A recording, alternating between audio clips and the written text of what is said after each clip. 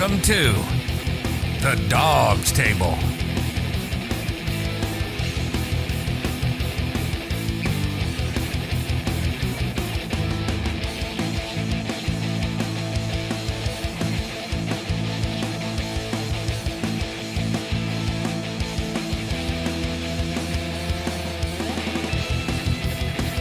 Get access to special guests,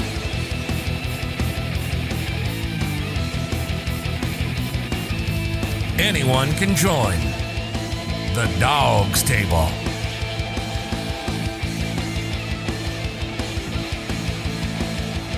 Find the link to join the show in the comments when we go live every Tuesday on YouTube, on Facebook,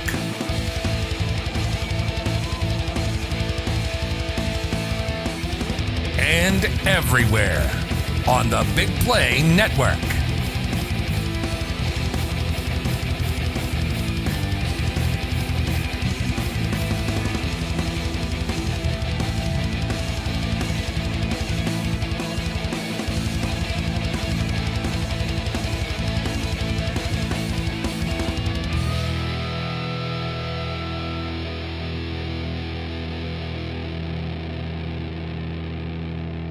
Here's your hosts.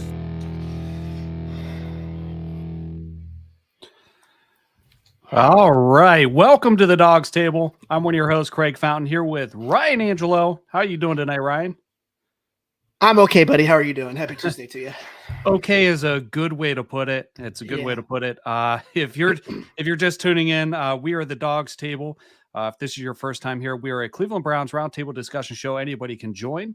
If you're coming from Twitter, it's kind of like Twitter Spaces, but we do it video. We put a link in the comments, and you can join and talk with us. If you would prefer to just chat with us through the comments on Facebook and YouTube, you can just comment, and we'll display it here just like that. You can interact with us, tell us we're wrong, tell us we're right, whatever you want to do. Justin, thanks for joining the show. We do have a special guest tonight, but before we bring him in, I just want to say we are part of the BIGPLAY network. We are brought to you by Labatt Blue Light and Remax Edge Realty, the JC Group. And our special guest is down here in the dog pen, as we like to call it. D, thanks for joining the show. Appreciate you coming on in. Give us a like, give us a heart, or what, depending on what platform you're on, give us a retweet if you're on Twitter. We would certainly appreciate it. I'm going to bring in our special guest now. Welcome to the show, Mr. Brad Ward of the All Eyes on Cleveland podcast and USA Today, the Browns Wire. How are you doing tonight, Brad? I'm good, gentlemen. Thanks for having me. Not a problem, buddy. Absolutely. Thanks for coming on the show. It is a bittersweet day because we are going to recap what happened this past weekend, but we are also moving on. So that's the bitter and the sweet. Heartbreaking loss for the Cleveland Browns this past weekend. It felt really comfortable heading into the last 2 minutes of this with a 30-17 lead, right? So, essentially 2 touchdowns. We had a missed extra point that was tough. Ryan, what happened? I'm going to start with you. What happened when we went up 30-17? What did you do, sir? So I mean, if you don't know, I have season tickets. So I was at the game. Minute 44, Chubb goes in, scores a touchdown, place goes crazy. And I mean, essentially pretty much emptied out. I mean, it was, massive Browns fans leaving the stadium. I was one of them. I was like, hey, it's just great. I'll see you guys Thursday. It's over. It's in the books. Right.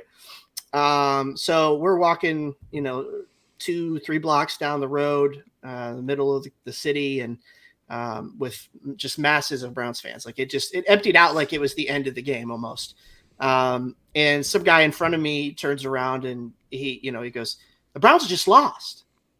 And I'm like, yeah, that's funny. And everybody around us kind of just laughed at him. You know what I mean? Like, he's like, no, I'm serious. The Browns just freaking lost this game. And I'm like, how? Like, I was perplexed. I was like, how is that even possible? So I look at my phone and it says 31-30, and I'm just like, is this like some kind of joke? Is somebody playing a joke on me? So like, the rest of the way people are just like, oh my God, the Browns just lost. They just lost. Oh my God. And, Jets fans are just laughing at us. And we're walking, to the parking garage, and in the elevator, we're just telling people, I'm like, the people were happy still. Like, they didn't know. And I'm just like, the Browns lost. Did you guys know that the Browns just lost? And they're just like, what? Like, it's the same thing as I went through. It was terrible. It was a horrible experience. But I think I'd have been a much more pissed off if I would have seen it evolve in person. At least you didn't have to watch it. Yeah. So it was almost like, oh, they won to me because they were winning when I left. So Brad, again, if you're just joining the show, Brad is with the All Eyes on Cleveland podcast, and he's with USA Today, the Browns Wire. Brad, run me through your thoughts going through this game, and then ultimately through the final few moments of this game, what you were thinking and what your reaction is to this. Yeah, so positives, Brissett played better than I thought I would ever see him play, probably in the 11 games. So that was fantastic. And then the play calling and the offensive game plan was fantastic. I thought that the offense all around was very, very good.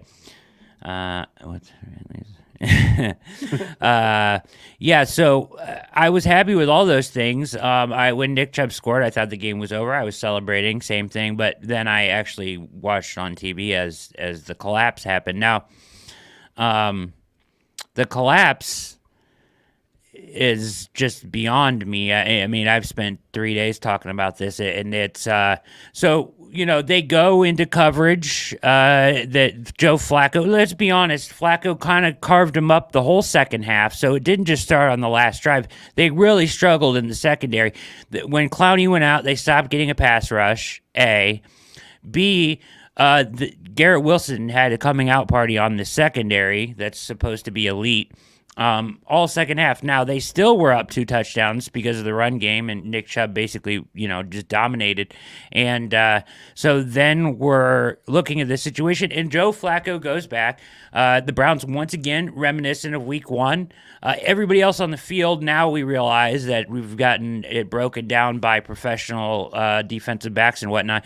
The rest of the defense is in cover 3. Denzel Ward thinks they're in cover 2 for whatever God knows reason, and it plays kind of the hinge position where he has his ass to the boundary, and he looks, and he kind of carries the receiver to the 50-yard line and then he lets him go. My issue is, even if you think you're in cover 2, there's no other receiver in the screen or even 20 yards around him to hold him there, guys. And he can see up. I mean, you're taught to play the quarterback at that point, right? So he's looking back. He can see JOK in the flat. He should be able to recognize that the rest of the defense is in cover 3. And in that situation, you're already carried the receiver 15 yards. Run with him down the field. There's nobody running a route in front of him. There's nobody keeping him in that zone. So I think he just blacked out or brain fart, whatever it is. But either way, he was in the wrong coverage and he misplayed the situation. Run with the guy. There's nobody behind him. Delpit's not back there. You think he has safety help. He doesn't. Nobody's in the screen. It makes it even worse. They're running at like 60% behind him. They're not even running all out to try to catch him. They just gave up on the play, him and Delpit jogging, right? Corey Davis goes in, scores. That's infuriating. I've watched the onside kick multiple times. For whatever they did, they called timeout. Stefanski claims he told them that they're kicking it to the left side. Their alignment was jacked up. I'm just going to say, Prefer screwed this up. So he lines up John Johnson over the ball. That's fine, right? Because they're afraid of the kicker kicks it 10 yards forward and jumps on it himself. So, but what that does is it takes somebody out of blocking, right, on the sides. And they played 2 guys deep. So I don't know why you would do that, but what it does is when you kick the ball to the left to Cooper, the guy on the outside gets free run. Nobody gets a body on him. Nobody touches him. He goes 10 yards as fast as he can right into Amari Cooper, and it's a great onside kick that bounces 3 times before he gets to him. Cooper fails to charge it, which he should have charged it and caught it after the second bounce. But it was kind of a tweener. It was a really good kick. It was an exceptional play. But normally when you set up your special teams like that, you should have a body on everybody coming to get the ball. The way they had it set up, JOK comes up, David Bell doesn't block anybody, but it doesn't matter because the guy that gets free run is on the far sideline, so the great kick lines it up perfectly for him to run right into Cooper and knock the ball loose. Misplayed on a number of levels, right? So then they get the ball, and now the Browns are in the softest defense ever, and they let Flacco throw short passes to the sideline multiple times. They get out of bounds. They move right down the field to a perfect spot in the field right around the 17, 20-yard line for the route that Garrett Wilson ran.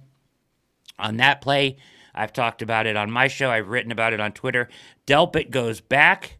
He's the safe, too high safety. He goes back and to the boundary before he takes one step forward as Garrett Wilson made. I mean, they were scared of Wilson at that point. Like, he was scared of him going to the corner. Instead, he just goes behind JOK and he's wide open. It's a good route, but he should be coming forward on that play. And he's late and his reaction is slow, and they're playing scared and soft at that point. All right, so we'll get to some Ball of the game. positives. You know, what positives we can take away from this game. Not a whole lot, but Brissett's one of them. Give me your opinion, Brad. I know my opinion, and I'll give mine after you and Ryan give yours. Give me your opinion on Nick Chubb not going down in front of the goal line, you know, to keep possession of the ball. Honestly, I mean, I may offend some people here, but I think the people that are saying that are completely revisionist. It never crossed my mind. I don't think it crossed anybody's mind at the time. You go in and score and go up 2 touchdowns under 2 minutes. That's ball game 99.9% of the time, which was what their win probability was at ESPN at that moment. That's the level of collapse we're talking about.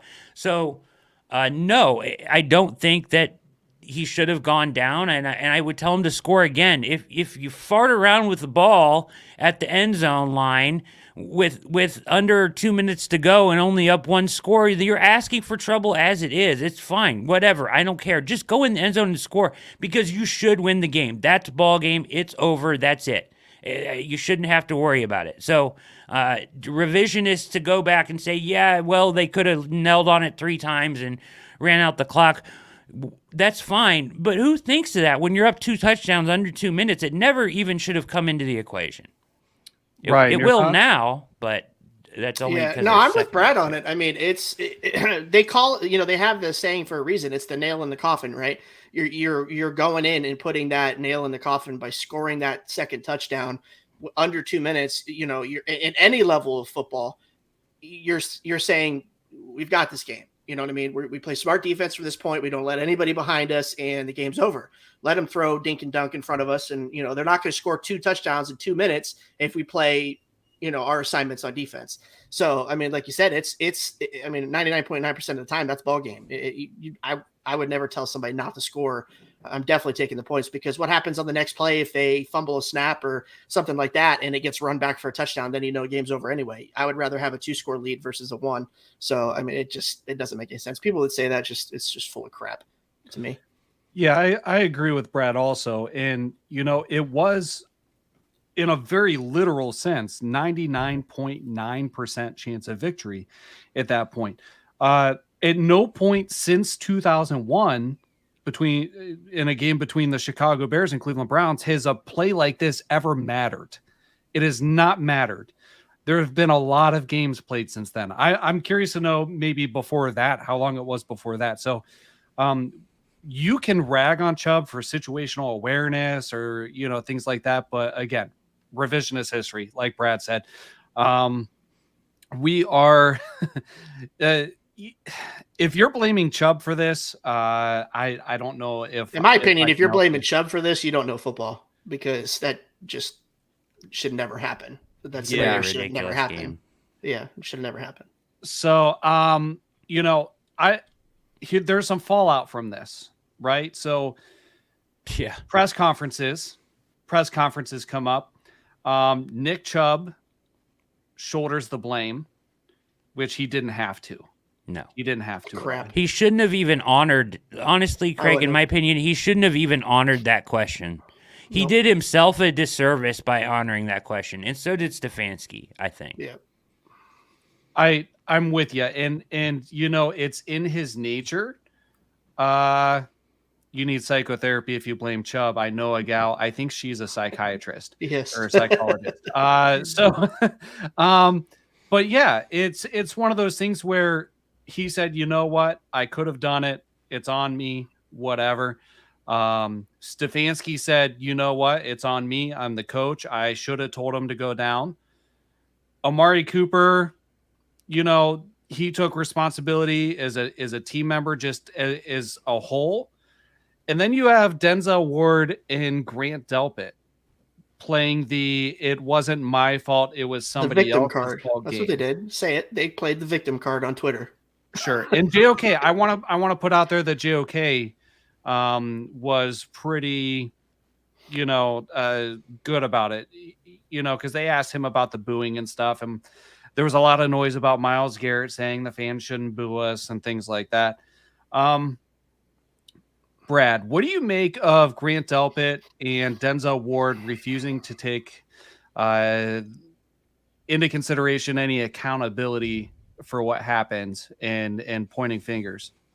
So I got done earlier today. I recorded my show for the day, and the title of it is, "Are the Browns Soft?" And my question is based around what you're talking about, Craig.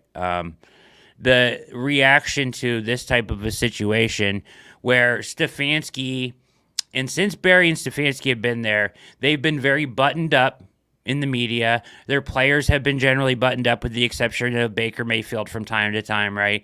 But other than that, nothing really gets out in the media. There's really no bickering in the media. It's all been pretty buttoned up. They keep things close to the vest. Nothing gets leaked.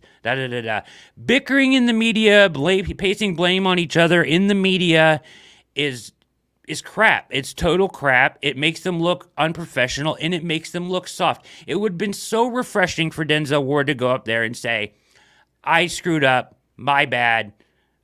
It's on me. Delpit says the same thing. John Johnson also kind of deflected blame. He sat this is a story, right? In the locker room. He wouldn't give an interview, said that he has no filter, sat there for 35 minutes, and then thought that he had calmed down enough to do an interview, but then he made this comment about sending and receiving and whatnot, right? So he's talking about hand signals and things like that on the field that aren't, it's more about receiving, he said, than it is the sending. So somebody's not getting the call, right? And this is 2 weeks in a row where half the field or one player is running a different play than the rest of the defense. So this is a problem that's reoccurred. They said it would get fixed. It didn't get fixed. Now it cost you a game, and you're up there pointing the finger at everybody else. Myles Garrett as well, playing the victim card, talking about fans booing instead of the disgrace that you're a captain of this defense, you're the face of this defense, and instead what did you want, a golf clap from the crowd or a quiet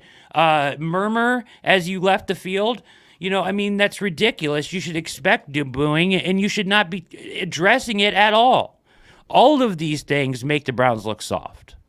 Brian, you brought up that you're disappointed in the way Myles Garrett handled this.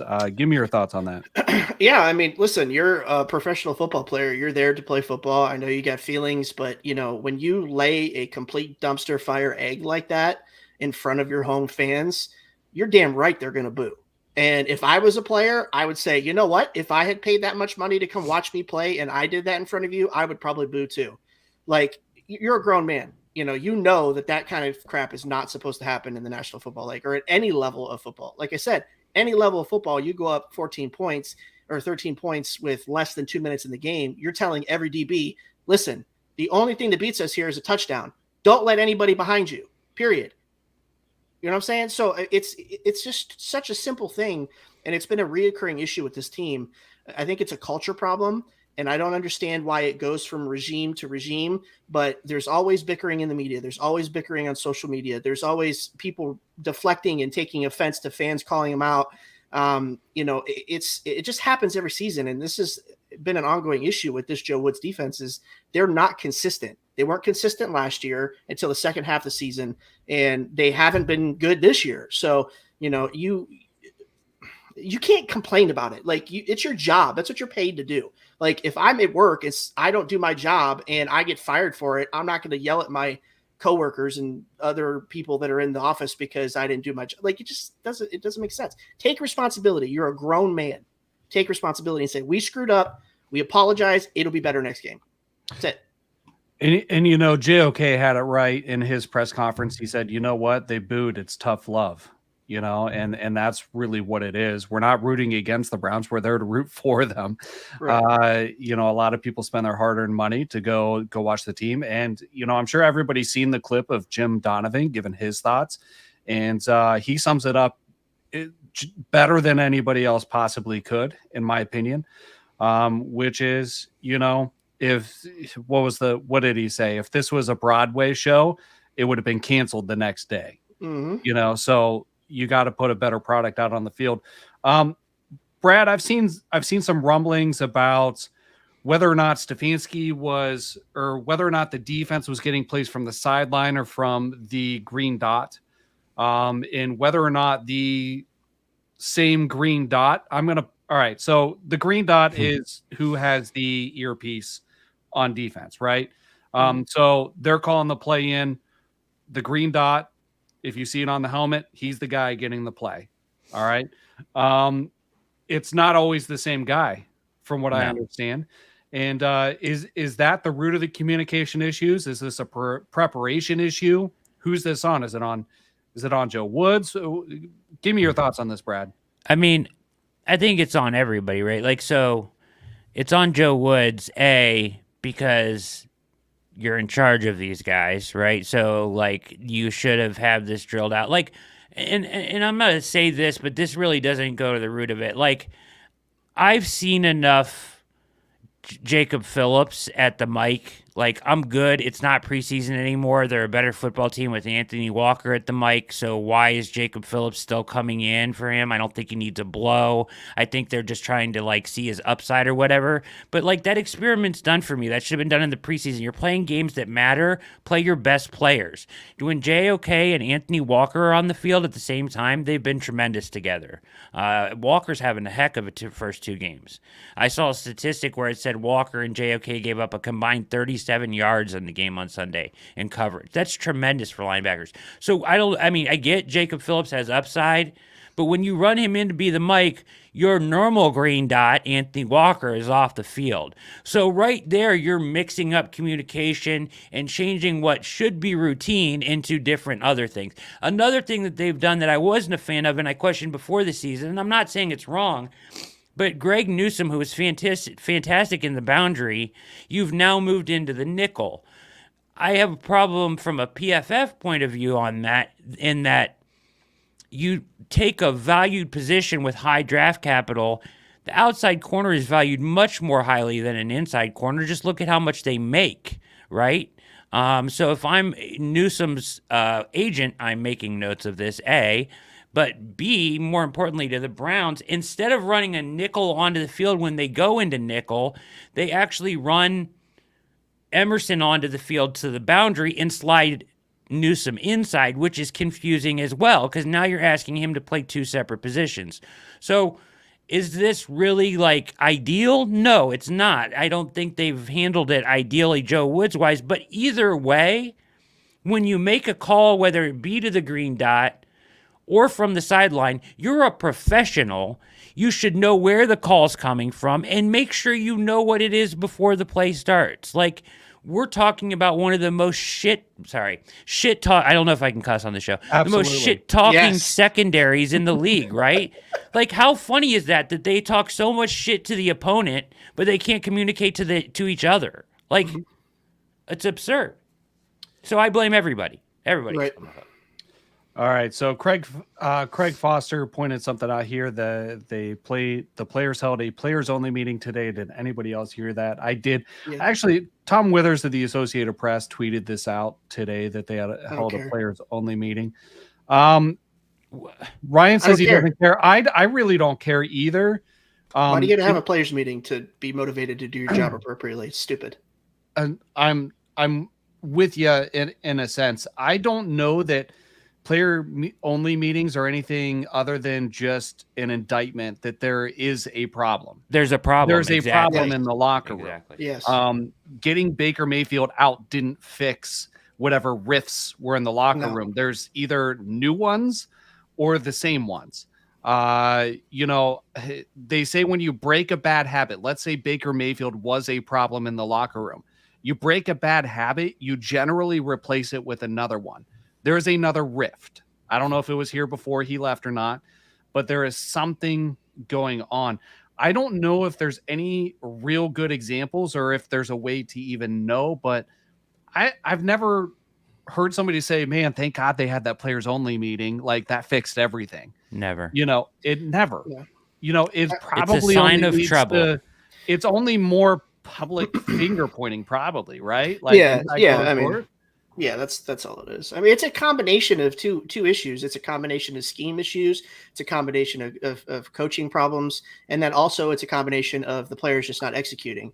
For example, like I'm not a professional, obviously. I talk on a podcast, right? I mean, it is what it is. But I don't like how the Browns continuously play off coverage all the time. They have Greg Newsome, they have Denzel Ward that are, you know, known for playing extremely good man-to-man coverage and constantly play 15 yards off the ball. And I don't understand that. I think Joe Woods relies too much on Jadeveon Clowney and Myles Garrett getting pressure on the quarterback. And I think that affects the way that he calls football games. So that's where I go with my reasoning on that. I think he relies too much on the defensive line to get pressure, and he plays too soft a coverage. But then at the same time, it's a player issue. You have to execute. You have to know your job. Like I said, in that type of situation, you know that the only thing it's going to beat you is touchdowns. So, I mean, I put a tweet out during the game. I think it was a blown coverage. And I was like, I think it's hilarious when NFL defensive backs like always look at somebody else when someone scores on them. They're like, oh, what the hell? Because you guys know what coverages you're supposed to run. Like I said, if you're executing your job, you're going to know I screwed up on that. Why am I looking? It's like they're always trying to like, I cannot believe you screwed me out of that, letting that touchdown go. You know what I mean? It's just, it doesn't make sense. They're always pointing fingers at each other. Like it's just a combination of a bunch of crap that's screwing that defense. You know, we brought this up last week, right? Like, I specifically said this about Grant Delpit. Like, if I have to see him on the field like this, pointing again with both of his hands to another player, right? I mean, come on. Like, you know, I understand that each of them have to be in their own respective positions and do their jobs, but this is where there's a disconnect as a unit. It's like you're the safety. You're the last line of defense. If someone gets past you and scores, that's on you. Like if they're running past you and you're the last guy in the defense, like they should know that, oh, this guy's going to score because I just let him run by me. Like it's hilarious to me that they turn around and look at the corners like, why did you screw me on that? You know, it's like, you know, you're the last guy. If somebody gets past the corner and they're not being covered, just go get them. Like, it's not hard. Yeah. The play that comes to mind is the Breece Hall touchdown right out of the backfield where he goes and they're all looking at each other and pointing at each other. And 3 of them. to be honest, that's on Denzel as well, who had a really rough day, as you are not supposed to reroute. This was actually pointed out by Richard Sherman, who is from the Legion of Boom, who is what Joe Woods' scheme is based around, is that Seattle cover 3. So he would know, right? And he's like, you don't reroute somebody in the red zone because the field is so condensed that you don't need to. Yeah. It was reiterated by Tyvis Powell, also a professional defensive back. So Denzel had a rough day there on that. But once again, pointing at everybody else, looking at each other. This is happening all the time in the secondary. It's you know, you mentioned, Ryan, about the off coverage, and here's the thing I've learned to accept about Joe Woods is Joe Woods, in most of the NFL, as offenses have the advantage, you have to be able to play zone. So, like, you have to be able to do it. Most teams are going to be in zone like 75% of the time. There's time for man-to-man, and there's time for press coverage. But the thing, Joe Woods is a zone guy. He is. He's cover 4. He's cover 3 based. It's a lot of a zone, and it's a lot of dime if he can get into it, right? But like with that, his core philosophy is don't give up the big play. I can live with you sitting 15 yards off the ball if you're going to make the team drive 12, 14 plays down the field, because his belief is that during that long drive, we're going to turn you over, you're going to make a mistake, or we're going to get off the field on third down. But if you give up the big play, you're screwed, because then what are you doing? I mean, you're in off coverage and you're giving up the big play, which is the total problem here. If it would be different if they were up playing press man and getting beat deep all the time, but they're not. They're in off coverage and they're playing zone and they're getting beat for the big play in the biggest moments of the game. Yep, agreed. All right. So Barry says time to go find Bodden and Gary Baxter. I don't know about that. RIP Gary Baxter's knees. That was one play, 2 ACLs, 2 MCLs, a prized free agent signing that we didn't quite get to experience. Jose said, I messed up at work today, tried blaming it on somebody else, didn't work. Listen, and you know what? This is where I think egos get involved, right? Because PR 101, and you know they talk to these guys about it. You know, you give them coach speak, you give them player speak. We have words for those. Player speak is a term for a reason. You know, when they ask you stuff, either just give a non-answer that's an answer, or just say something that's palatable for whoever's asking the question. In this case, it was, we need to play better as a group, or you're right, I could have done something better on that play. Not, wasn't me. Don't look at me. You know, and Denzel Ward went a step further, right? He retweeted somebody today saying, I didn't give up 100 yards. I was only targeted one time. Like, get your facts straight. You know, so there's something here, and I'm not comfortable with it. That's culture, right? Isn't that a culture problem? That is a culture problem, in my opinion, because, right? So what's Kevin Stefanski's motto? It's keep it in house. Smart, tough, smart, accountable. Tough, smart, and accountable. We don't have smart here. We don't have accountable here.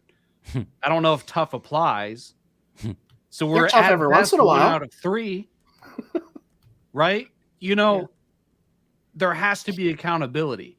There has to be accountability, and it's a team sport, right? Like, if this defensive back room can't come together and say we all need to do a better job instead of pointing fingers, that's a problem. There is a lot of talent in that room, a lot of potential. Grant Delpit is going through some growing pains. That is a talented player. Denzel Ward, Greg Newsome, Martin Emerson, they have an opportunity to be something special as cornerbacks in the NFL. John Johnson, I haven't figured out what's going on there.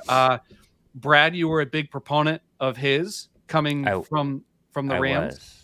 I was. And I admittedly said the other night on my own show that although I like him as a leader in the locker room for the most part, right? Like, and I think that he's a good veteran presence on this team, and I think that he's a good player. I think he's been played out of position some in Cleveland. Like, you know, they had to play him at free safety last year.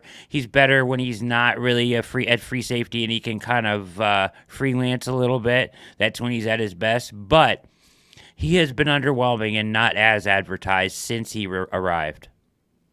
Let's be honest. I mean, let's be real. He has not played to the level that he did when he was with the Rams. Whether that's his usage or that's on him, it's the result.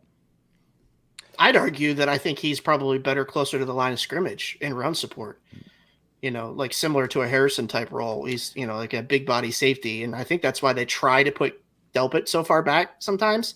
But I mean, it's just weird. I don't understand it. Ultimately, the problem they're having right now is that they want Delpit to be that free safety, and he's struggling with the role. Yeah, let's be real. They don't have a really true free safety on this roster. Like, Delpit can do it. John Johnson can do it. But neither of them are like center fielder ideal types. Both of them are physical as well. They're just guys that can do both. Right.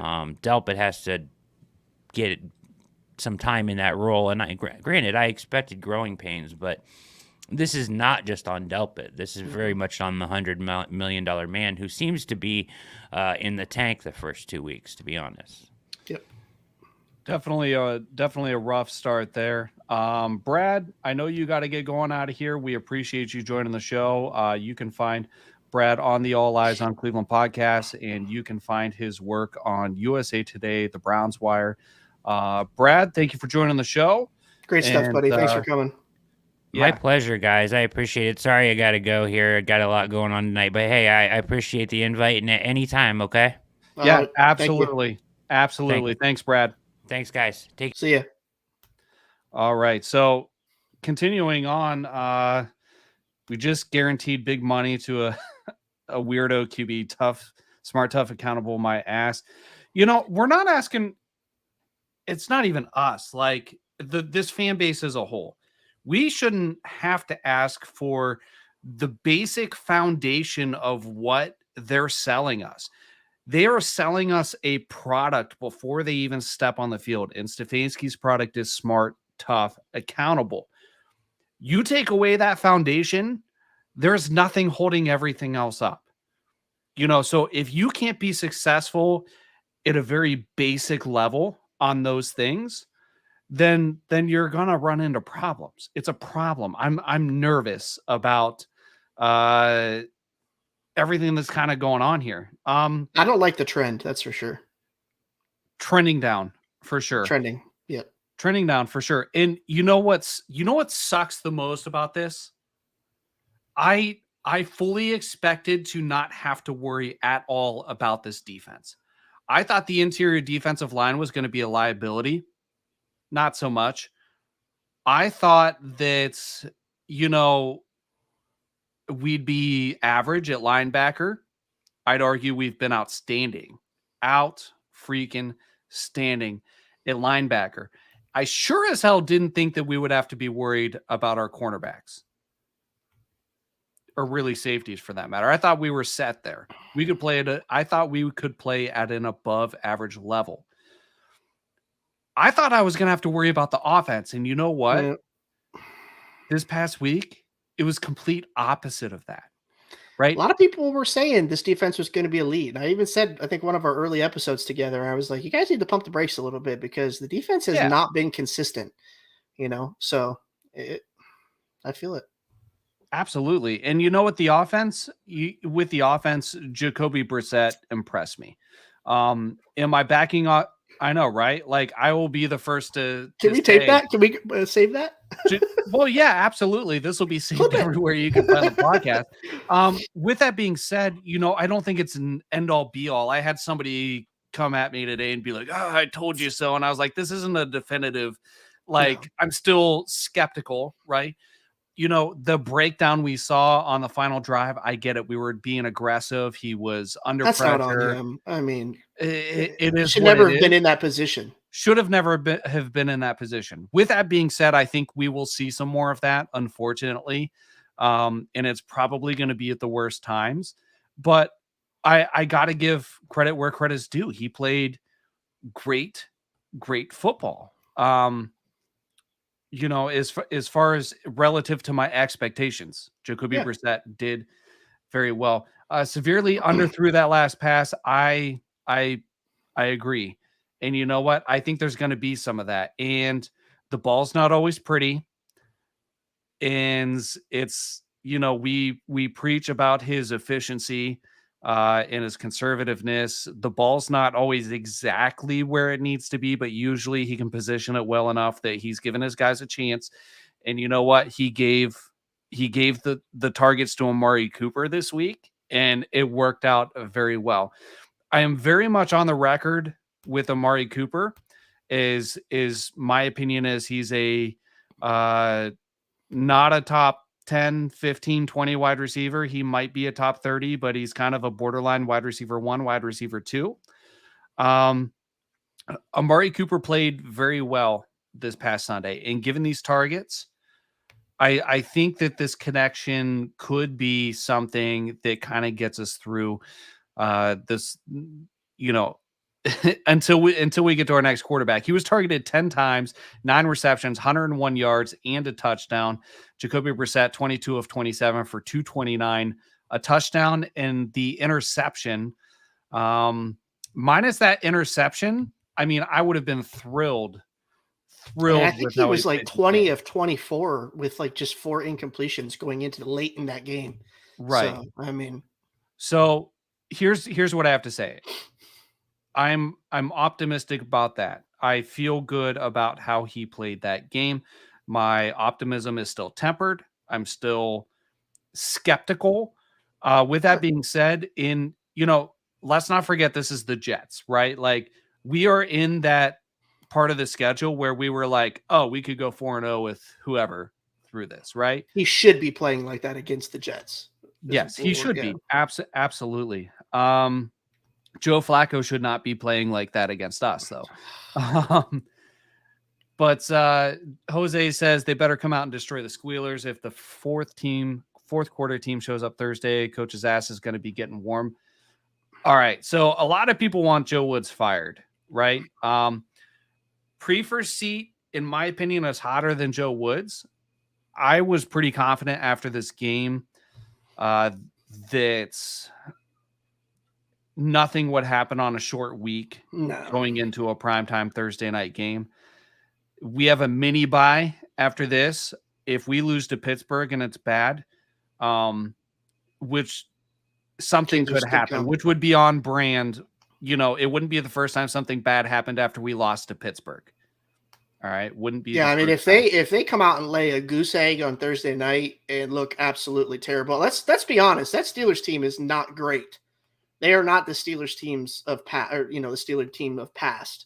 They're still talented. They still have talent, but let's be completely honest. The team is not great this year. So if they come out and absolutely wipe our asses, on our home turf, it's going to be ugly. All right. So with that, we kind of went through some of the negatives and the positives from the Jets game. I think we kind of really put a nail in that coffin. I'm ready to move on. Are you ready to move on, Ryan? Okay. Ready. Let's do it. All right, let's do it. So every week we do our City Dogs of Cleveland Dogs of the Week. We give our offensive and defensive MVPs, and we feature an adoptable dog. Those are all 3 our Dogs of the Week. So we are going to do that right now. We are the Dawgs Table, a Cleveland Browns Roundtable discussion show. Anybody can join. We will be throwing the link in the comments here in just a little bit. We are brought to you by BIGPLAY, Labatt Blue Light, and Remax Edge Realty, the JC Group. This is going to be our Dogs of the Week. Here we go.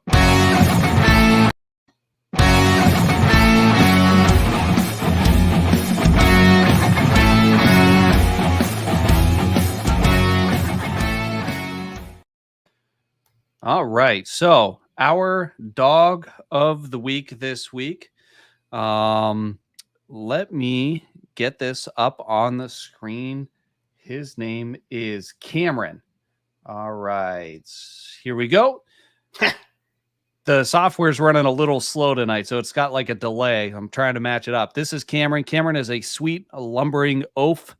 He is a lower key dog who seems to prefer the simple pleasure of hanging out with a companion. His very favorite thing is butt scratches. Though he is a strong boy, he tends to amble along easily on leash. Despite his burly exterior, Cameron has a soft side and can be sensitive about new things and big changes. He seems like the type of guy who would be happy to find his routine and settle in as a mellow buddy. He knows how to sit, shake, and seems like he is housebroken. Cameron is estimated to be around 5 years old and weighs approximately 76 pounds. This is another photo of Cameron here. There we go. And you can meet Cameron and consider him for adoption through the City Dogs of Cleveland. And that is something. If you guys need help getting a hold of City Dogs Cleveland, you're interested in finding a new companion, whether it's Cameron or another dog. The dog we featured last week's dog of the week, found a home. Nice. Outstanding. Good. So City Dogs of Cleveland is an outstanding organization. If you're considering adding a pet to your family, consider Cameron here. And you can find City Dogs of Cleveland on all the social media sites, or you can get a hold of us and we will connect you directly. Okay, so with that being said, let's go ahead and get into our offensive and defensive dogs of the week. Ryan, who do you got on offense? Offense, I'm going to go with Jacoby. I think he played really well. I think he was really efficient. Like you said, like we talked about, minus the interception at the end of the game. Should have never been in that position. I don't put that on him. He's trying to make a play, underthrows a ball. It happens. But he was really good. I thought he looked very confident. He was sharp. Not every ball he throws is pretty, but he took care of the ball, did what he was supposed to do, had a couple runs for a couple positive yards. I mean, I thought he managed the game really well. So had to give my man a shout out. All right, so I can respect that. I was impressed with Jacoby Brissett. Hopefully, we will continue to see that type of play and production from him. Like I said, I've been a critic of Jacoby Brissett. I got to give credit where credit's due. I'm not. My ego's not too big to do that. I, however, can't ignore Nick Chubb putting 3 in the end zone. He is not a stat patter. He is not selfish. He did not lose this game for the Cleveland Browns. What he did was he produced over and over and over again. And he is the epitome of what I want every Cleveland Browns player to be. Yep. I want every player to be Nick Chubb. He is that good. You know what?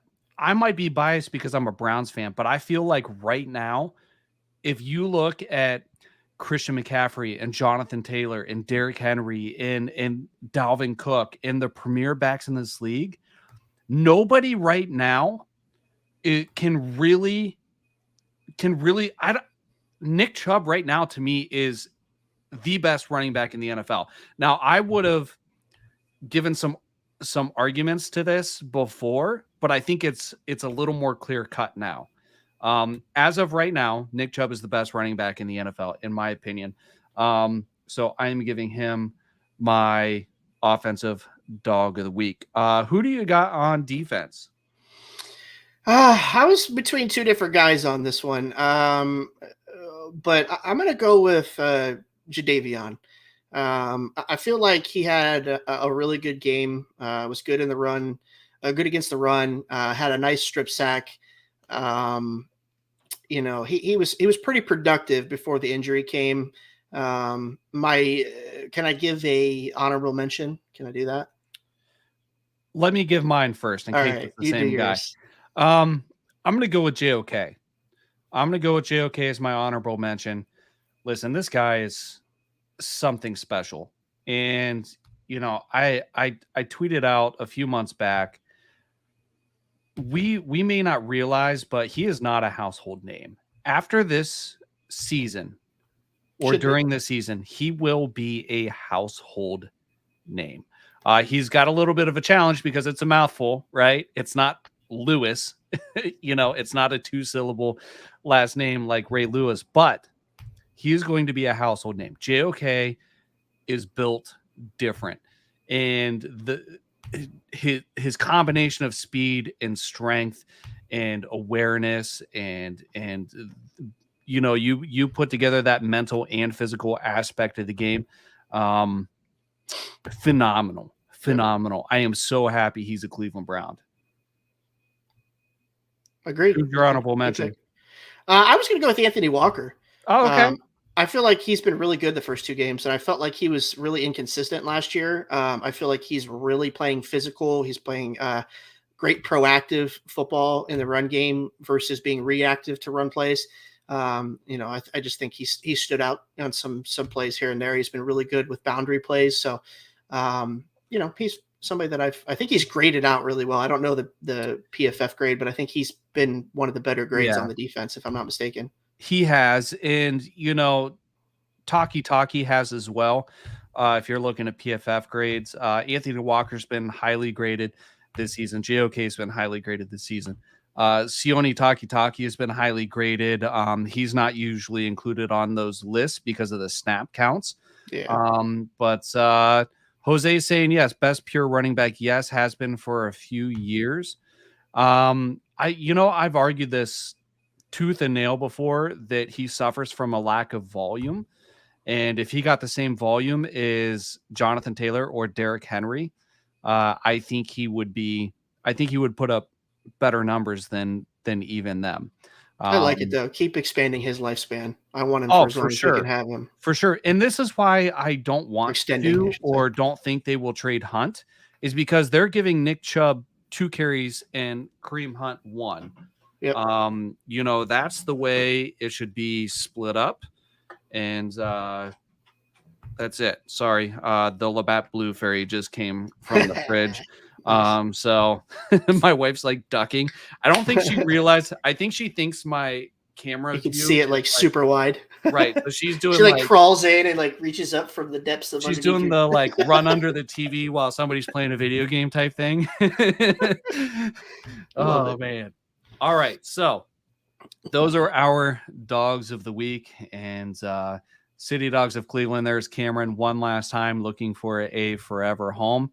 All right, so moving on to the Pittsburgh Steelers. This is a primetime game, and the Browns are they're about as good in primetime as Kirk Cousins is, right? They're iffy. They're iffy. I mean, we've had some big wins, don't get me wrong.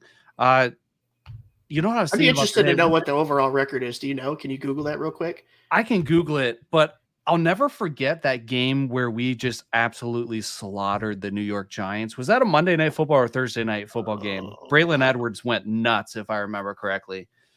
I want to say Monday, but I think I'm wrong. All right, so let's see how many prime. Nope, that's apparently not an easy thing to Google. I would have to actually dig into that. Anyways, what was I getting at? All right, Steelers. Both teams are 1-1. The AFC North went 0-4 this past week. That cannot happen again. The Browns are at home Thursday night under the lights, 4.5-point favorites. The over/under is a lowly 39. What are the keys to victory here? All right.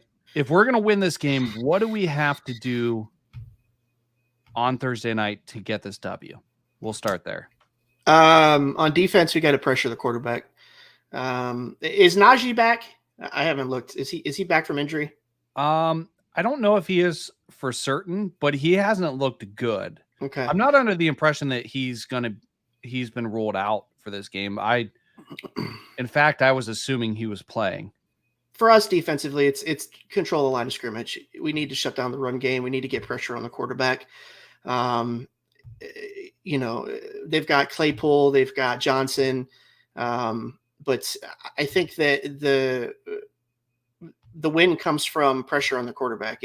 And the thing that I'm concerned about is we saw in this last game when Jadeveon won out, it's a lot easier to double team Miles, and Miles kind of disappears. That concerns me a little bit moving forward. Can we get somebody opposite to him be productive? If let's say Jadeveon misses a few games, it just makes things easier for Miles. So he's got to really dominate. He's got to show up in this game. It can't be a game that he disappears in. Like I said, get pressure on the quarterback, stop the run game, win the line of scrimmage. And, they got to be aggressive. I feel like you just need to be aggressive against this team. I'm with you there. And, to our benefit, Mitch Trubisky hasn't looked great. No. I mean, there's what the Pittsburgh Steelers are going through right now, and it makes me feel so good. Is bad as this week has been, is they are going through what we've done for the past 2 decades, right? Like they are infighting about Trubisky or Pickett or Rudolph or whatever they should do, right? Like this is their Brian Hoyer, Johnny Manziel, Bruce Gradkowski argument, right? I can't even remember if all those guys were all on the same Browns team, but it's not pretty. And they beat Cincinnati. It was an ugly win. neither of those teams really deserved. It was like who could make the game winner first because they were both missing them. Right. And you can also look at the fact that Cincinnati just got beat by Cooper Rush in the Dallas Cowboys. So it's not like the Steelers squeaked out a win versus the Super Bowl Cincinnati Chargers, who are a powerhouse and favorites to get back, right? So they've been not playing well. Najee Harris somebody tweeted this out, and I grasped onto it. I'm never letting it go. Najee Harris looks very Trent Richardson right now. He does, in my opinion. So, well, actually, in somebody else's opinion, I'm just latching You're myself taking and onto it. running. I wish I could remember who tweeted that out because I would give them credit for that, but I don't remember. Anyways, he's looking very Trent Richardson. He was a beneficiary of volume last year. This year, he's struggling with it, and people know that he's the X factor, and they're really targeting him and daring Mitch Trubisky to beat them through the air, and he is not doing it. Here's the problem.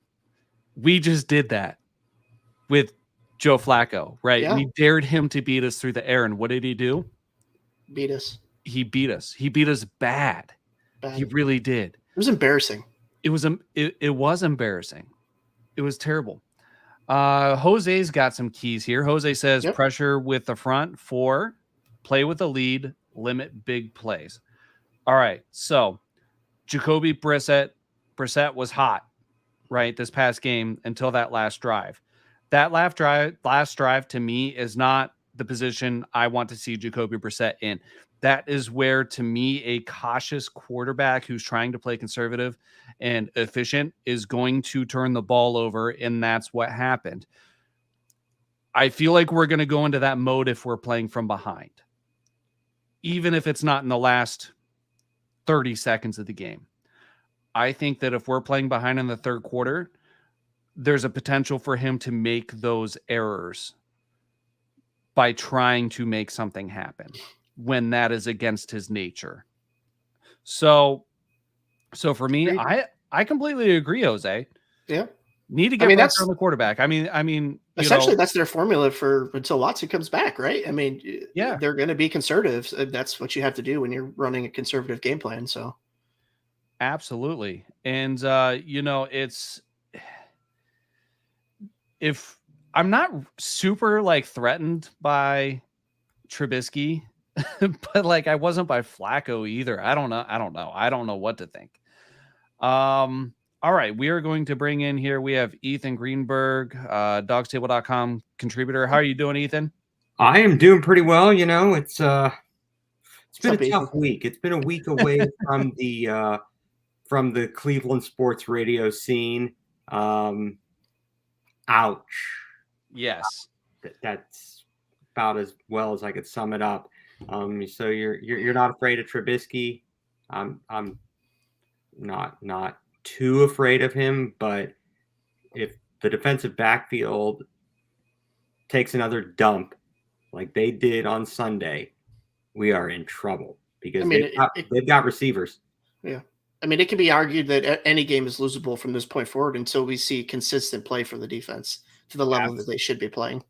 Absolutely. It's rather disappointing that we're having this discussion about, as you guys very well pointed out, why are we talking about the defense? That was not supposed to be a worry coming into the season. It was supposed to be all about the offense, all about Jacoby Brissett, not about what was going on the defense. It's a sad state of affairs right there. And as Brad Ward was pointing out, or maybe it was you, Craig, about Prefer, his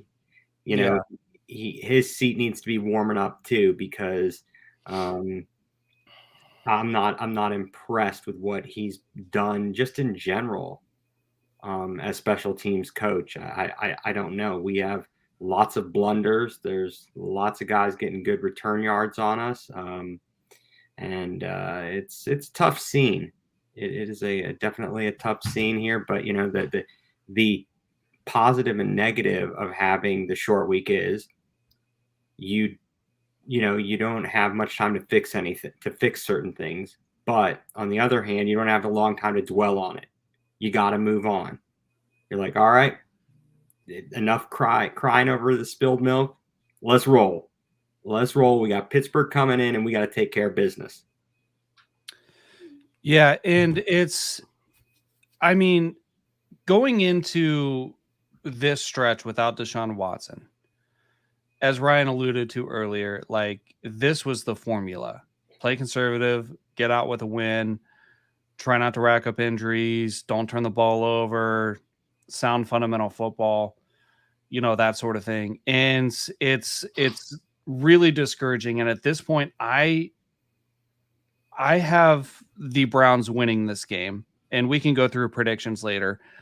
I have the Browns winning this game. They're favorites in this game, but I don't think it'll be pretty, and I would not be surprised if we just completely shit the bed. Not gonna lie.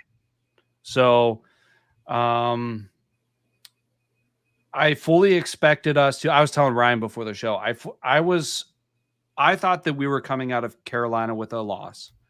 I thought that we were coming out of this week with a win. I had it backwards. I was nervous about this game.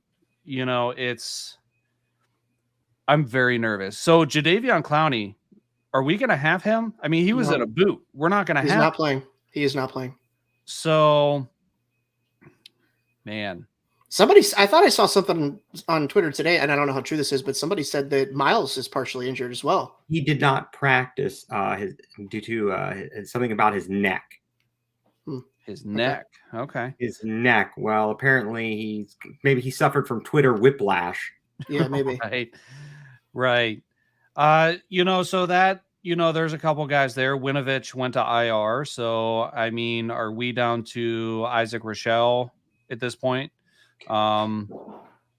Easy guy to root for, right?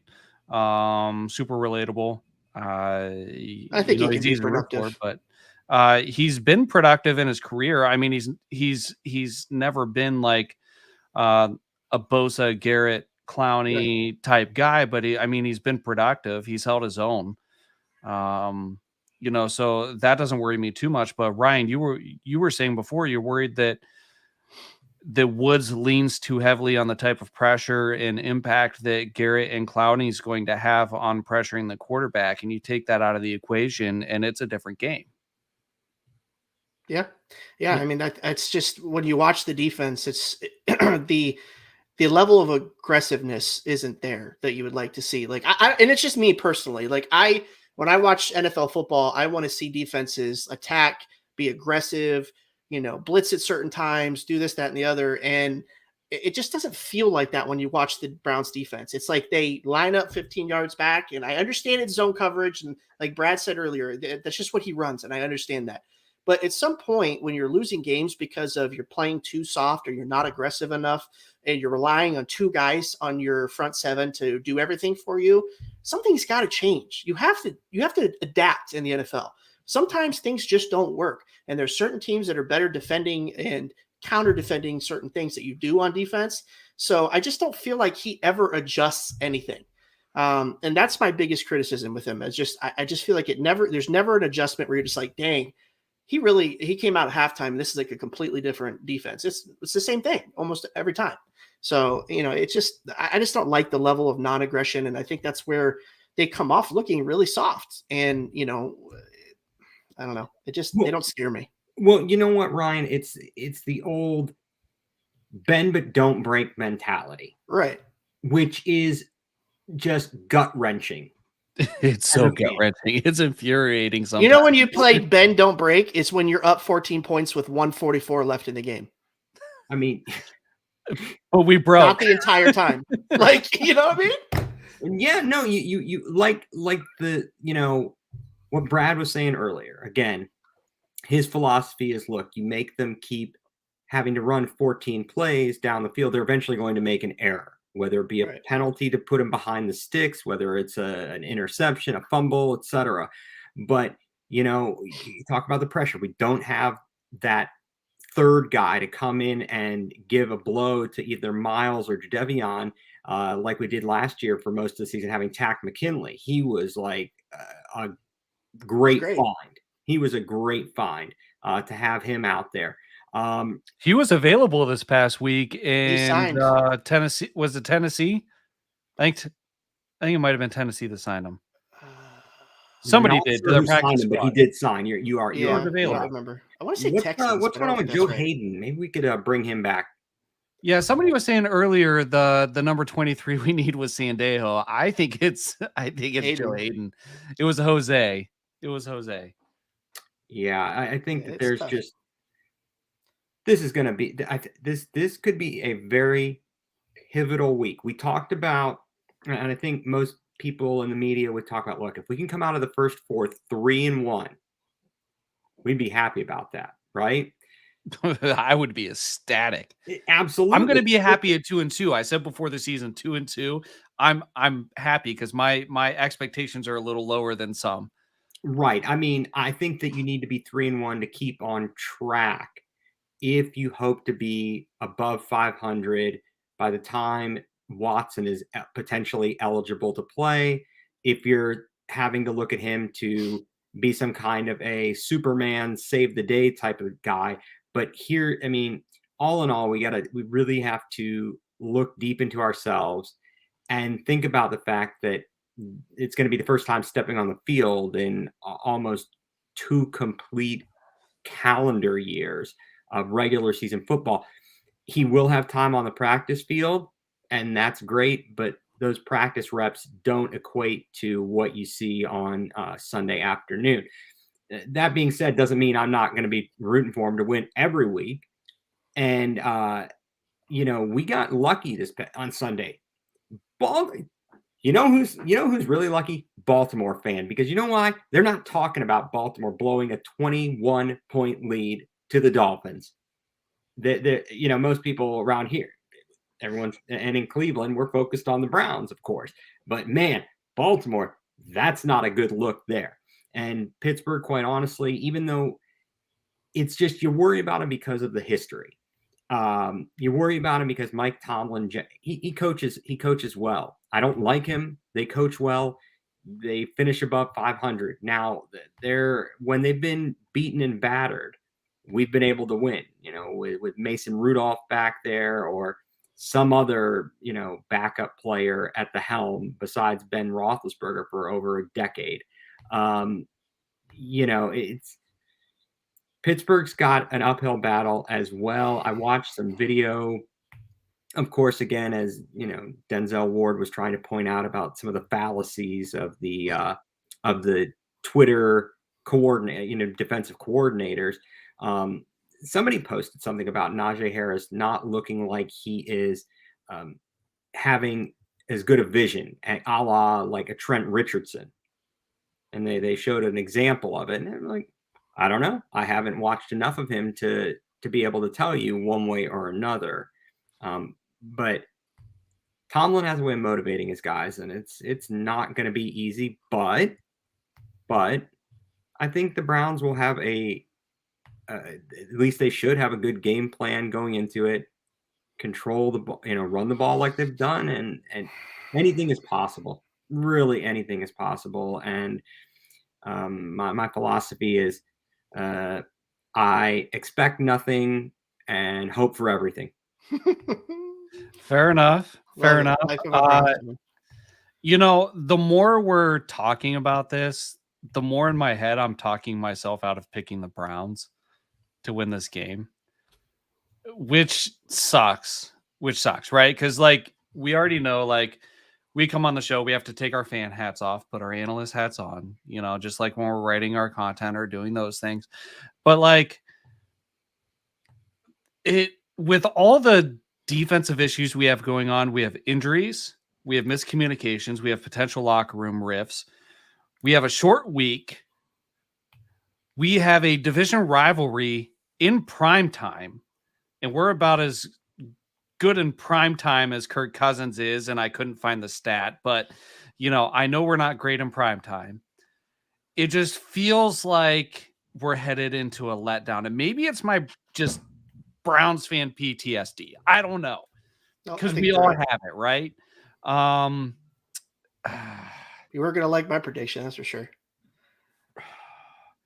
All right. We have a hard stop at 10:15. It's 10:11. Let's get into our predictions. Ryan, you have me curious now, so you're going first. I think just the reasons that you just went over. I think Trubisky coming back to Ohio as a starter. I think that Underrated storyline. Yeah, underrated storyline. I think the fact that the Pittsburgh Steelers are going to be motivated, they are going to try to pounce on us when we're down. And they're always extremely well coached. They're always aggressive. I think the Browns lose 17-14.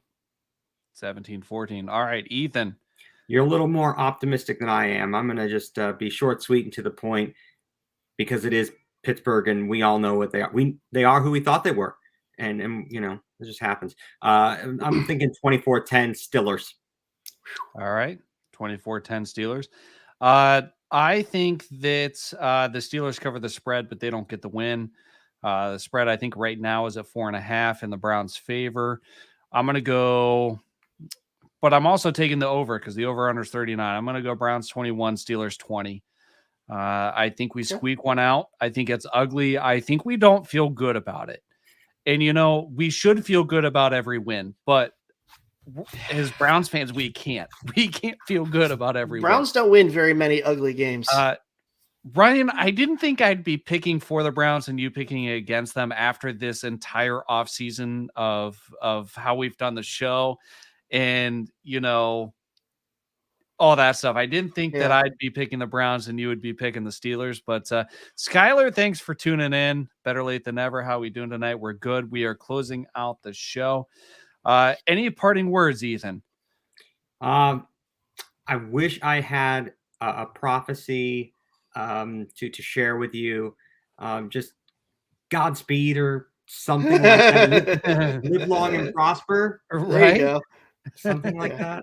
Best of luck. Hopefully we come out better than we did last week. And, you know, as always, go Browns. Yeah, go Browns. Browns. Seeing you again. All right. Thanks, Ethan, for joining the show. You can find his work at www.dawgstable.com. Ryan, any parting words? No, don't get me wrong, Browns fans. I hope that we pull this out. I'm really rooting for us. I'm not rooting for us to lose by any means. I just think that we've been down this road before. It feels eerily similar to some years where we've had some significant issues in the locker room, and I just don't like the trend. I'm really hoping that they turn it around, but you know, having a players only meeting second week of the season is not a good look. It's really not. And that does not instill confidence in me in any way, shape, or form. So here's hoping, but you know, go Browns as always. All right. So here's to hoping that the Browns pull out a win in Cleveland on Thursday night under the lights on a national spotlight. Let's hope that they can do it and get past their woes, and we can move. At least we can move on from this. Oh God, this Jets loss, right? Like this is the what do they call that? Like the words aren't coming to me, but not even a silver lining. Just like let's just move past this, right? So yeah. That's all we can hope for. We are the Dawgs Table. We're a Cleveland Browns Roundtable discussion show.